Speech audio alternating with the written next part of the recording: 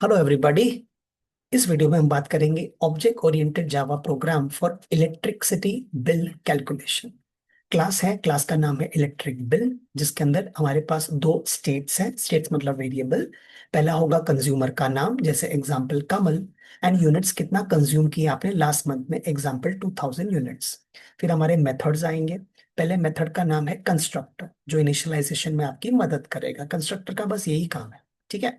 Second होगा show, जो information display करेगा। एंड लास्ट होगा कैलकुलेट बिल। मैं समझाना चाहूंगा बिल कैलकुलेशन होता कैसे है। अगर आपका consumption less than equal to 100 units है, तो आपको पर यूनिट पड़ेगा 1.5 रुपीज। अगर लेस देन इक्वल टू 300 है तो 2.5, लेकिन इसमें कैच है। पहले 100 यूनिट्स का जो प्राइस है ना, वो 1.5 होगा। और इनके बीच में जो डिफरेंस है ना, जैसे 100 के बाद और 300 के नीचे, उसका रेट होगा 2.5। फॉर एग्जाम्पल आपने 250 यूनिट्स कंज्यूम किया, तो उसमें से पहले 100 का रेट 1.5 का ही आपको लगेगा। उसके बाद जो 1.5 150 एक्स्ट्रा है ना, 250 में से 100 निकाल दिया, 150, उसके ऊपर आपको रेट लगेगा 2.5 का। यस, इंडिया में ऐसा सिस्टम फॉलो किया जाता है। अदरवाइज 4 रुपीज का।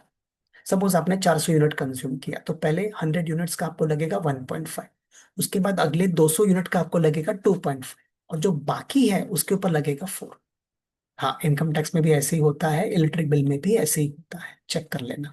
ठीक है, तो इसको मैं अभी इंप्लीमेंट करके दिखाता हूँ, इसको जरूर प्रैक्टिस कर लेना।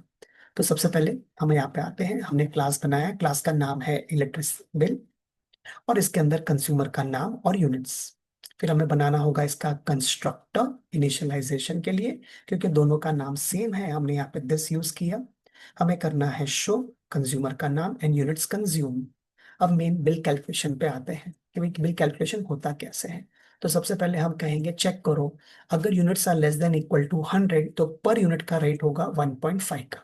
तो आपका बिल होगा यूनिट्स कंज्यूम इंटू 1.5।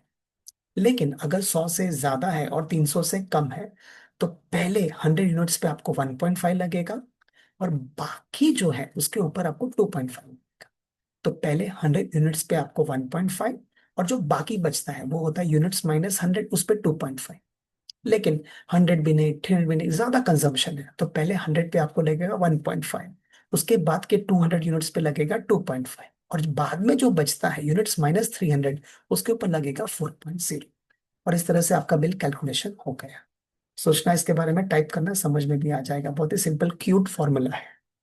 और फाइनली हमने इलेक्ट्रिसिटी बिल का टेस्टिंग किया।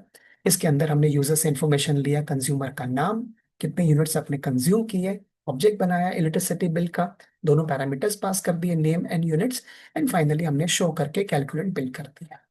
जरूर प्रैक्टिस करना, बहुत अच्छा प्रैक्टिकल था। The best.